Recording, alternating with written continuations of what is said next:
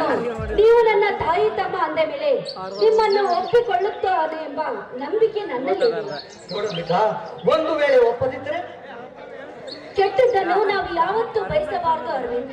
ನಾವು ಯಾವಾಗಲೂ ಒಳ್ಳೆಯದನ್ನೇ ಬಯಸಬೇಕು. ಅಂದಾಗಲೇ ಮಾತ್ರ ಆ ದೇವರು ನಮಗೆ ಒಳ್ಳೆಯದನ್ನು ಮಾಡುತ್ತಾನೆ.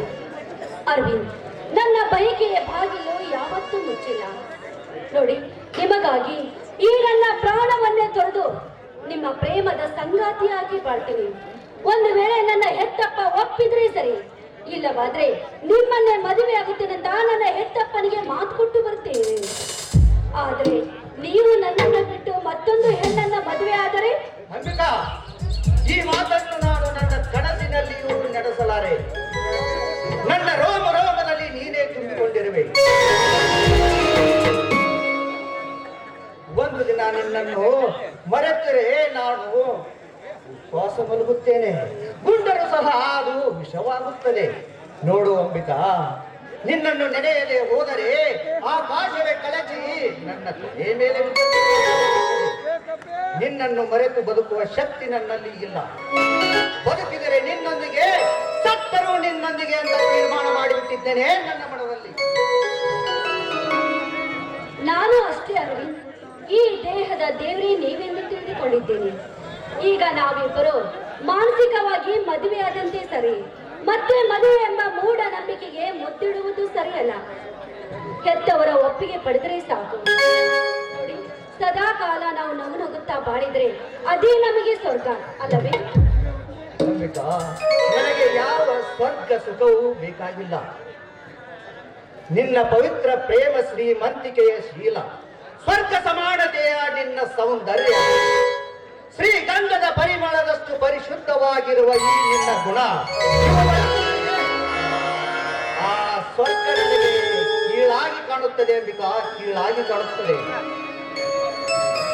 ಏನು ಅರವಿಂದ್, ನನ್ನನ್ನು ತುಂಬಾ ವರ್ಣಿಸುತ್ತಾ ಇದ್ದೀರಾ? ಇಷ್ಟು ಬೇಗ ನನ್ನ ಗುಣಗಳನ್ನು ಅರ್ಥಕೊಂಡು ಬಿಟ್ಟಿದ್ದೀರಾ ನೀವು? ಅಂಬಿಕಾ, ನಿನ್ನ ಸೌಂದರ್ಯದ ಮುಂದೆ ಆ ರಂಬೆ ಓರುಸಿಯರು ರಣ ಸಮಾನ. ಬ್ರಹ್ಮ ಬಲು ಬುದ್ಧಿವಂತಿಕೆಯಿಂದ ನಿನ್ನನ್ನು ತಿದ್ದಿ ತೀಡಿ ಈ ಭೂಮಿಗೆ ಕಳಿಸಿದ್ದಾನೆ. ಬಂಗಾರದ ಕತ್ತಲು ಹಿಡಿದುಕೊಂಡು ಹುಡುಕಿದರೂ ನಿನ್ನಂತ ಗುಣವತಿ ಸಿಗೋದು ಕಷ್ಟ. ನೀನು ಅಪ್ಪಟ ಚಿನ್ನ. ಚಿನ್ನ ಎಂದಾದರೂ ತನ್ನ ಬೆಲೆಯನ್ನು ಕಳೆದುಕೊಳ್ಳಬಹುದೇ? ಚಿನ್ನದ ವಾಸಸ್ಥಾನ ಗುಡಿಸಲಾದರೇನು, ಅದರ ಬೆಲೆ ಮಾತ್ರ ಒಂದೇ. ನೀನು ನನ್ನ ಬಂಗಾರದ ಗಿನಿ ಎಂದು ತಿಳಿದು ನನ್ನ ಹೃದಯದಲ್ಲಿ ಭದ್ರವಾಗಿ ಇರಿಸಿಕೊಂಡಿದ್ದೇನೆ.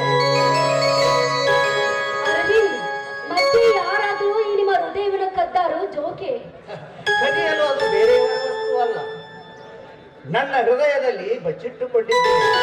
ಕೇವಲ ನಿನ್ನ ಭಾವಚಿತ್ರ ಮಾತ್ರ ಹೊರಗಡೆ ಕಾಣುತ್ತದೆ. ನಿನ್ನಂತರಂಗದ ಪ್ರೇಮ ನನ್ನ ಹೃದಯದಲ್ಲಿ ಮರೆಯಾಗಿದೆ ಅಂದಾಗ ಸಾಧ್ಯವಿಲ್ಲ ಪಿತಾ, ಯಾರಿಂದಲೂ ಸಾಧ್ಯವಿಲ್ಲ. ಆದಷ್ಟು ಬೇಗ ಈ ವಿಷಯವನ್ನು ನಾಳೆ ನಮ್ಮ ತಂದೆಯವರಿಗೆ ನಾವಿಬ್ಬರು ಈ ವಿಷಯವನ್ನು ತಿಳಿಸಿ ಸತಿಪತಿಗಳಾಗಿ ಬಿಟ್ರೆ ಒಳ್ಳೆಯದಲ್ಲವೇ? ನೋಡಿ, ಇವತ್ತೇ ನನ್ನ ತಂದೆಗೆ ಈ ವಿಷಯವನ್ನು ಪ್ರಸ್ತಾಪವಾಗಿ ತಿಳಿಸ್ತಾ ಇದ್ದೀನಿ. ಬೇಗ ನಾವಿಬ್ರು ಮದುವೆ ಆಗ್ಬಿಡೋಣ, ಏನಂತೀರಾ ಅರವಿಂದ್? ನೋಡಿ, ಒಂದು ವೇಳೆ ನಮ್ಮ ತಂದೆಯವರು ವರದಕ್ಷಿಣೆ ಎಷ್ಟು ಅಂತ ಕೇಳಿದ್ರೆ ನಾನೇನಂತ ಇರಬೇಕು? ಕೇಳಿದ್ರೆ ನಿನ್ನ ತೂಕದಷ್ಟು ಬಂಗಾರ ಅಂತ ಹೇಳಿಬಿಡು. ಹೌದಾ? ಅಷ್ಟೊಂದು ಚಿನ್ನ ಎಲ್ಲಿಂದ ತರಬೇಕು? ನೀನೇ ಚಿನ್ನ ಇರುವಾಗ ನೀನು ನನ್ನ ಮನೆಗೆ ಬಂದರೆ ಮುಗಿದೇ ಹೋಯಿತು. ಅಂದರೆ ನಿಮ್ಮ ಮಾತಿನ ಅರ್ಥ? ನೀನೇ ನನ್ನ ಚಿನ್ನ, ನೀನು ನನ್ನ ಚಿನ್ನದ ಗೊಂಬೆ. ನನಗೆ ನೀನು ಬೇಕು ಮಾತ್ರ. ಹೌದೌದು, ನಾನು ಇನ್ನೂ ಹೆಚ್ಚು ಹೊತ್ತು ಇಲ್ಲೇ ನಿಂತ್ರೆ ನನ್ನ ಹೆಸರಿನ ಮೇಲೆ ಕವಿಗಳಾಗಿ ಬರೆದು ಕವನ ಕಟ್ಟುವುದೇನಿದೆ ಅಂತಿಪಾ? ಕವನ ಕಟ್ಟಿಯಾಗಿದೆ. ಆ ಕವನಕ್ಕೆ ನೀನು ಸಿರಿಗಂಟ